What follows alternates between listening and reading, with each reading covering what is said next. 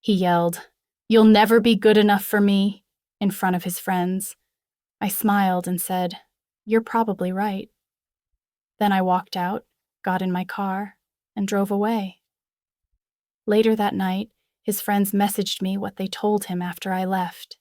He yelled, "You'll never be good enough for me," in front of his friends.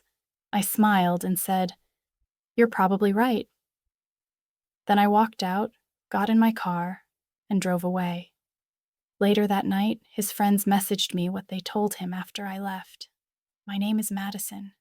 I'm 30, and I work in finance as a senior analyst at a mid-sized investment firm in Chicago. I make decent money, around $140,000 a year. Not rich, but comfortable. I drive a paid-off 2015 Honda Accord, live in a nice one-bedroom apartment in Lincoln Park, and I've got about $85,000 saved up between my 401k and emergency fund. I'm telling you this because money is what this whole thing ended up being about, even though I didn't realize it at the time. I'd been dating Brandon for 3 years. We met at a mutual friend's birthday party back in May 2021. He was a marketing coordinator at a mid-tier tech startup, made around $55,000. And honestly, money never seemed like an issue between us. We split dates pretty evenly in the beginning. Maybe I paid 60% of the time, but it felt natural and fair. He was funny, ambitious, loved trying new restaurants, and we just clicked. I thought we were building something real. The first year was incredible. We'd spend weekends exploring different neighborhoods, trying hole-in-the-wall restaurants, going to free concerts in Millennium Park. He never complained about my car or my apartment. He seemed happy. We talked about future plans, maybe moving in together, adopting a dog, taking a trip to Europe when we'd saved enough. It all felt genuine. But about 6 months ago, things started changing. Brandon began making comments, little ones at first. We'd be watching some travel show on Netflix and he'd say, "Wouldn't it be nice to go to the Maldives like them?" I'd laugh and say, "Maybe in a few years when I make VP." He'd go quiet, his smile fading.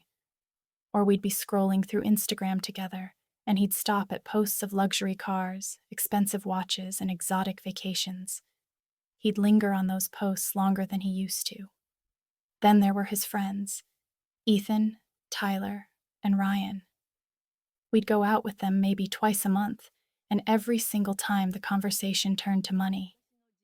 Ethan's girlfriend just bought him an Apple Watch. Tyler's girlfriend surprised him with a weekend in Napa.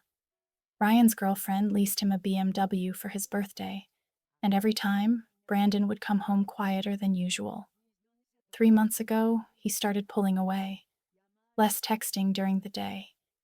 When I'd send him funny memes or ask about his lunch, I'd get one-word responses hours later. More, "I'm tired," when I wanted to come over after work. Our Friday date nights became every other Friday, then once a month. When I finally confronted him on a Tuesday night in mid-July, sitting in my living room with Thai takeout getting cold between us, he said, "I just feel like we're not progressing, you know? Like, where is this relationship actually going?" I told him I loved him, that I was actively saving for a down payment on a house, that I wanted a real future with him, that I was hoping we'd get engaged within the year when he felt ready. I even showed him my savings spreadsheet, my timeline, my plan.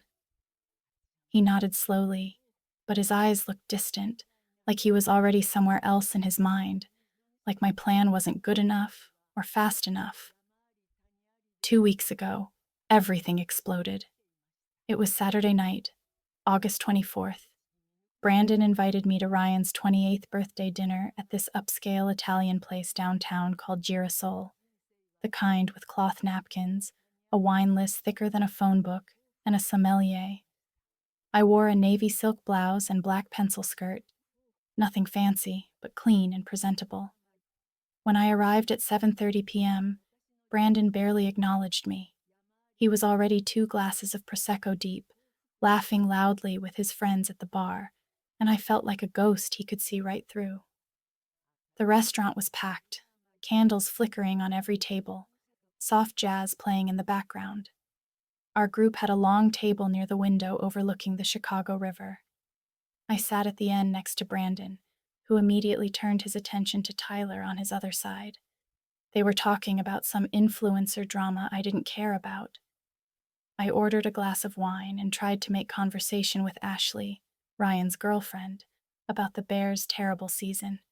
She was polite enough, but her attention kept drifting back to her phone.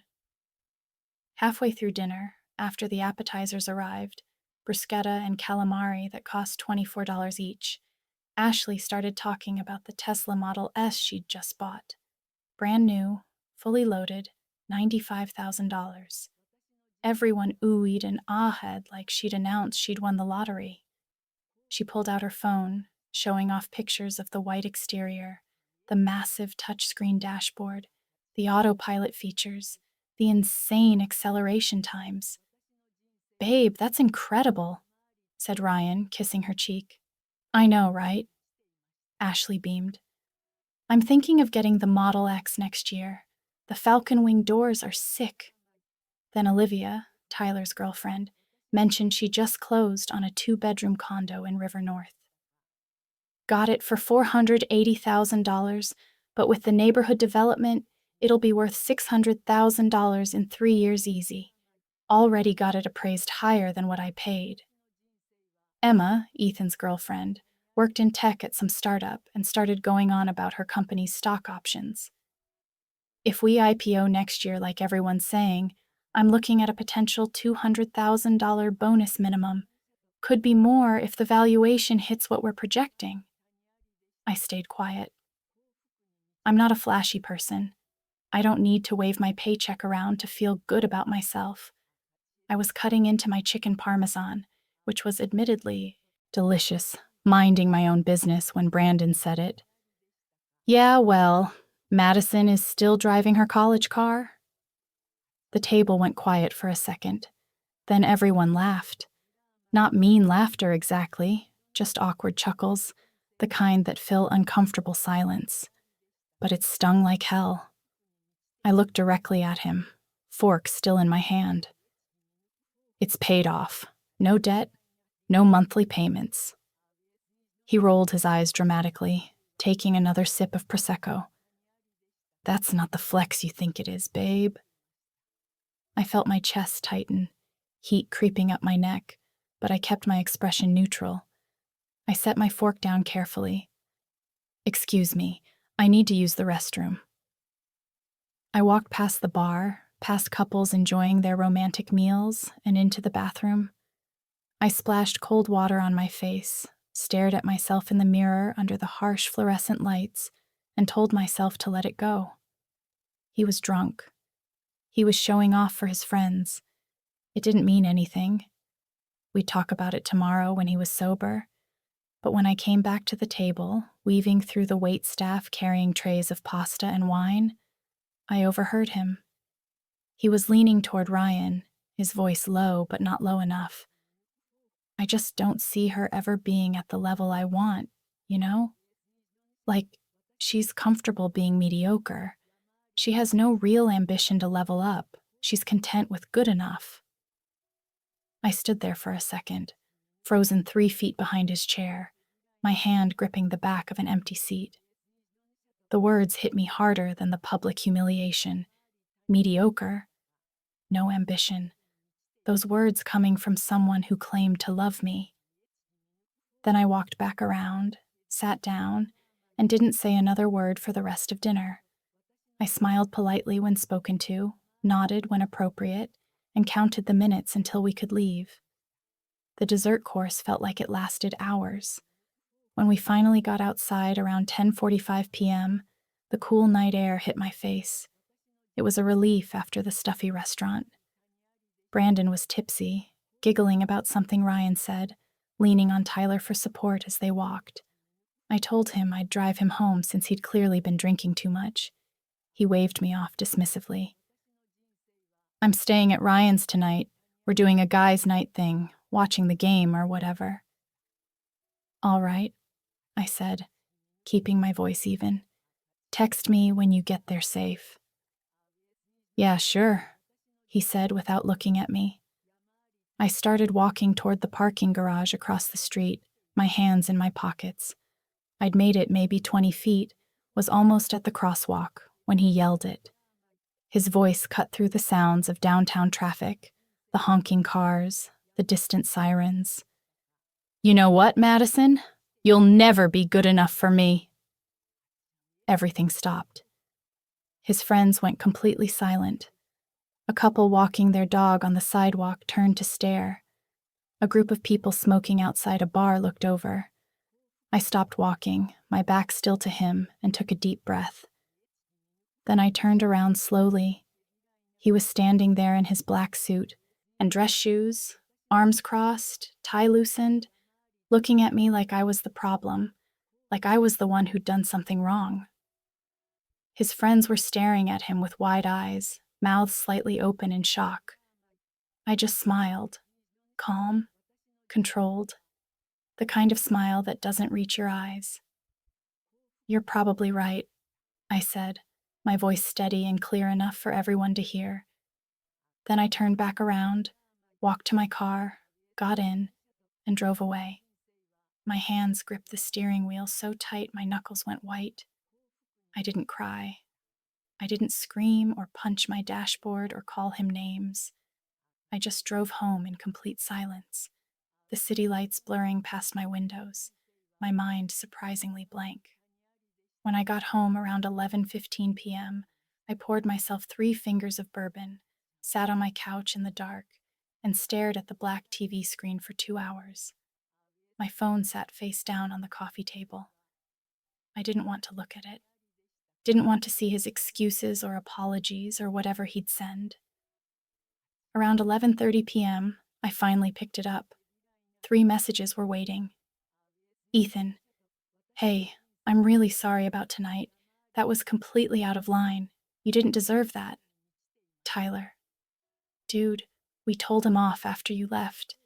Like, seriously went off on him. He was way out of pocket. I'm sorry you had to hear that. Ryan, Madison, I need you to know that after you left, we all laid into him. I told him he just humiliated the best woman he's ever dated in front of everyone for no reason. Ethan called him shallow and materialistic. Tyler said he was acting like a spoiled brat who doesn't know what he has. Brandon started crying and saying he didn't mean it, that he was just frustrated with his life and his job. But honestly, I think he's been listening to too much toxic bullshit from Instagram influencers and people who think a woman's worth is her bank account. You deserve so much better than this. I'm really sorry my birthday was ruined like that. I read all 3 messages twice. I didn't respond to any of them. I turned my phone off and went to bed at 1:09 a.m., staring at my ceiling in the dark.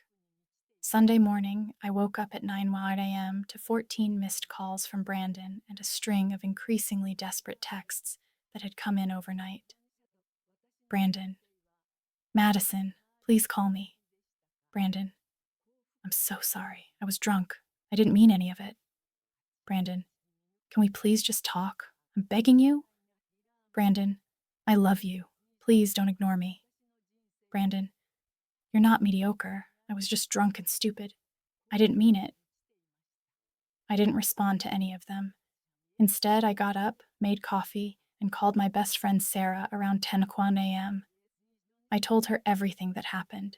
She listened without interrupting. And when I finished, she said, "Girl, you dodged a nuclear missile. Let him sit with what he did. Don't respond. He needs to understand there are consequences." Monday at work, I kept my phone on Do Not Disturb the entire day. I buried myself in a complex portfolio analysis I'd been avoiding for weeks. Numbers, spreadsheets, market projections. It was exactly what I needed to keep my mind occupied. My boss even commented that I seemed exceptionally focused and asked if everything was okay. I just said I was in the zone. Tuesday was the same. Head down, working through lunch, staying until 7 p.m. Wednesday evening, around 6:30 p.m., As I was heating up leftover pizza, there was a knock on my door. I looked through the peephole and saw Brandon standing there. I opened the door. He looked absolutely wrecked. Puffy red eyes, unshaven, wearing old gray sweatpants and a Northwestern hoodie I'd never seen before. His hair was messy and uncombed. "Can I come in, please?" I sighed deeply and stepped aside. He walked in slowly and sat on my couch, the exact same spot where I'd sat alone after he humiliated me. The irony wasn't lost on me. "I was drunk and stupid," he started, his voice shaky. "I've been under so much pressure at work with the new product launch, and my friends have been in my ear about..." "About what?" I cut him off, my voice harder than I intended. "About me not being rich enough for you? Not flashy enough? Not good enough?" He looked down at his hands, fidgeting with his phone. "It's not like that." "Then what is it like, Brandon? Explain it to me. Because from where I'm sitting, you publicly humiliated me in front of your friends, called me mediocre, and told me I'd never be good enough for you. So please, help me understand." He was quiet for what felt like forever. I could hear my neighbor's TV through the wall, some sports announcer yelling about a touchdown. Finally, he said quietly, "I guess I just wanted more." "More of what?" I leaned forward. "I work hard every single day. I'm loyal. I've never lied to you or disrespected you. I've been there for you through job stress, family drama, everything. I was hoping we'd build a future together. What more could you possibly want?" "I don't know," he whispered, tears starting to fall. "I just feel like everyone around me is leveling up their lives, and we're just stuck in the same place."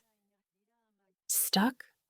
I repeated slowly, letting the word hang in the air. "You think 3 years of love and building something real together is being stuck because I don't drive a Tesla or wear designer clothes?" He started crying harder, his shoulders shaking. "I didn't say that." "You did, actually. Maybe not in those exact words, but that's what you meant. You said I'd never be good enough for you in front of everyone. You humiliated me." "I didn't mean it. I swear to God I didn't mean it." "But you thought it," I said quietly, feeling surprisingly calm.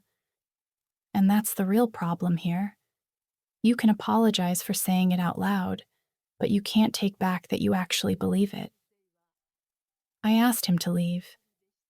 He begged me to reconsider, said he'd do anything to fix this, that he loved me, that we could go to couples therapy, that he'd prove he didn't mean it. I told him I needed space and time to think. He nodded, wiping his eyes, and left crying into his hands as he walked down the hallway. A week passed in complete silence. I didn't reach out, didn't check his social media, didn't ask our mutual friends about him. I just focused on work and myself. I started going to the gym every morning before work, something I'd been meaning to do for months. It felt good to have a routine again. Then on September 7th, I got an unexpected call from Tyler around 1 p.m. while I was at lunch. He sounded panicked, speaking fast. "Madison, I need to tell you something, and you're going to be pissed." My stomach immediately dropped. I set down my sandwich. "What happened?" "Brandon's been texting his ex. Like, a lot, apparently. And Ashley saw him meeting up with her at that coffee shop on Michigan Avenue yesterday afternoon around 3 p.m. I felt completely numb.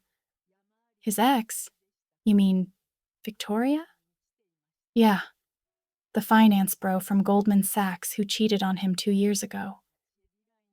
"Victoria, the woman who made over $200,000 base plus bonuses, drove a Porsche Cayenne, wore designer everything, and treated Brandon like an accessory to show off at company events. The same woman he'd sworn up and down he hated and would never speak to again." "Are you absolutely sure about this?" Ashley took a picture from across the street when she was walking to a client meeting. I'm sending it to you right now. A minute later, my phone buzzed. There they were, clear as day. Brandon and Victoria sitting at an outdoor table at Intelligentsia Coffee, both laughing, looking comfortable, like no time had passed. He was wearing the blue button-down shirt I'd bought him for his birthday last year. The shirt, he said, made him feel confident. I didn't feel angry. I didn't feel betrayed or hurt. I just felt relieved, like a massive weight had been lifted off my shoulders, like the universe had just confirmed what I already knew. I'd made the right decision. I texted Brandon, "We're done. Don't contact me again." He called within 30 seconds. I declined the call and watched his name disappear from my screen. He texted immediately, "Madison, please let me explain." She reached out to apologize for everything. "I swear it's nothing. We just talked. I still love you. Please." I blocked his number, his Instagram, his Facebook, everything. Complete digital silence. 2 weeks after I blocked Brandon, Ethan called me on a Friday night around 8 p.m. I was at home watching a Cubs game with a beer, actually feeling pretty good about life. "Hey, Madison, I wanted to give you a heads up about something," Ethan said. "What's up?" "Brandon and Victoria made it official. They're dating again. He posted about it on Instagram this morning." "Good for him," I said, and I genuinely meant it. He got what he wanted. "That's the thing, though," Ethan continued. "I don't think he did. Ryan and I went to brunch with him last Sunday, and he spent the whole time either on his phone texting Victoria or talking about her, but not in a happy way. He kept saying things like, 'She wants me to dress more sophisticated,' and 'she thinks I should network more with important people,' and 'she's helping me become a better version of myself.' It was weird as hell." "Sounds like Victoria," I said. "She always treated him like a project." "Yeah, well, it's gotten worse, apparently. Tyler saw them at dinner Tuesday night, and Victoria spent the entire meal on her phone doing work emails. Didn't even look at Brandon. Just kept ordering for him without asking what he wanted." I took a sip of my beer. That's her style. Everything has to be controlled by her. "There's more," Ethan said. "Ryan ran into Brandon at the gym yesterday, and Brandon looked miserable. He tried to act happy, showing off this Gucci wallet Victoria bought him, but Ryan said his eyes looked dead. And get this, Brandon mentioned that Victoria wants him to quit his marketing job because it's beneath the lifestyle she's building, and she wants him to focus on being more present for her career needs." "Jesus," I muttered. "So she wants him to be unemployed and completely dependent on her?" "Exactly. And when Ryan asked if he was happy, Brandon just changed the subject really fast. Started talking about some charity gala Victoria's taking him to next month and how he needs to buy a $2,000 designer suit for it." I shook my head. "Well, that's his choice. He wanted the luxury lifestyle. Now he's got it." "I know," Ethan sighed. "But I feel bad. We all do. He threw away something real for this fake bullshit. Anyway, I just wanted you to know. Also, Ryan's having a small get-together in 2 weeks if you want to come. Just close friends. Brandon won't be there." "I'll think about it," I said. "Thanks for the heads up." After we hung up, I sat there thinking about it for a while. Part of me felt vindicated. Brandon had chosen money and status over genuine love, and now he was realizing that money can't buy happiness or real connection. But mostly, I just felt indifferent. He'd made his bed. It's been 3 months since that disastrous birthday dinner. It's now early November, and my life has completely turned around. First, the professional stuff. I got promoted in late October to Associate VP with a significant raise, $175,000 base plus performance bonuses that could add another $30,000. My boss called me into his office and told me my focus and work quality over the past few months had been exceptional. Funny how a clear mind and no relationship drama can improve your career. I've been hitting the gym 5 days a week, dropped 15 pounds, and actually feel strong and healthy for the first time in years. I reconnected with my college friends, started playing tennis on Wednesday nights, and honestly, I feel lighter and happier than I have in years. 2 weeks ago, I went to Ryan's get-together. It was actually great. About 15 people, good food, no drama. Ethan, Tyler, and Ryan have all been incredibly supportive. They've completely cut ties with Brandon over what happened. Apparently, he kept trying to justify his choices and blamed me for not being ambitious enough, and they weren't having it. At the party, Ryan pulled me aside. "I need to tell you something about Brandon. It's bad." "What happened?" "Victoria dumped him last week, completely out of nowhere. He called me crying at 2 a.m. Apparently, she met someone at her firm, some executive who went to Harvard, and just straight up told Brandon they were done. Said the new guy was more aligned with her professional trajectory or some bullshit like that." "Wow," I said. "That's cold, even for Victoria." "It gets worse. She kicked him out of her place the same night. He had to call an Uber at midnight with his stuff in trash bags because she wouldn't let him stay until morning. And remember that Gucci wallet? She took it back. Said it was technically her property since she bought it." I felt a tiny pang of sympathy, but it faded quickly. "What's he doing now?" "Living with his parents in the suburbs. He had to quit his apartment because he'd quit his job like Victoria wanted, and now he's got no income. He's applying to jobs, but having a 3-month employment gap is making it hard. He's basically starting over from scratch." "Damn," I said quietly. "He tried to reach out to all of us to apologize, but honestly, we're done.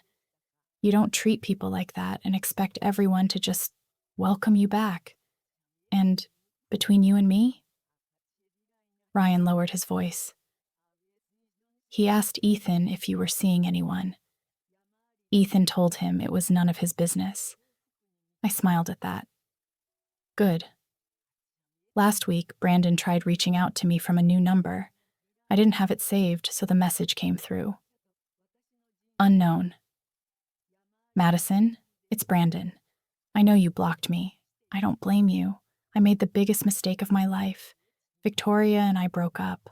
I was so stupid and shallow, and I threw away the best thing that ever happened to me. You were right about everything. I miss you so much. I miss us. Is there any chance we could talk, even just for coffee? I need to apologize properly. I'm so sorry." I stared at that message for about 30 seconds, thought about everything we'd been through, thought about the good times and the bad, thought about who he was when we met versus who he became. Then I deleted the message and blocked the number.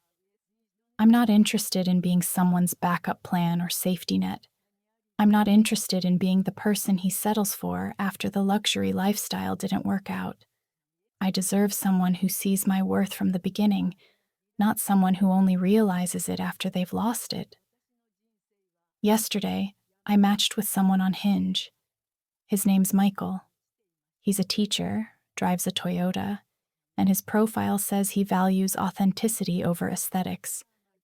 We're getting coffee this Sunday. I'm not expecting anything, but I'm open to possibilities. As for Brandon, I heard through Ethan that he's back on dating apps, still living with his parents, working as a contract social media manager for like $40,000 a year.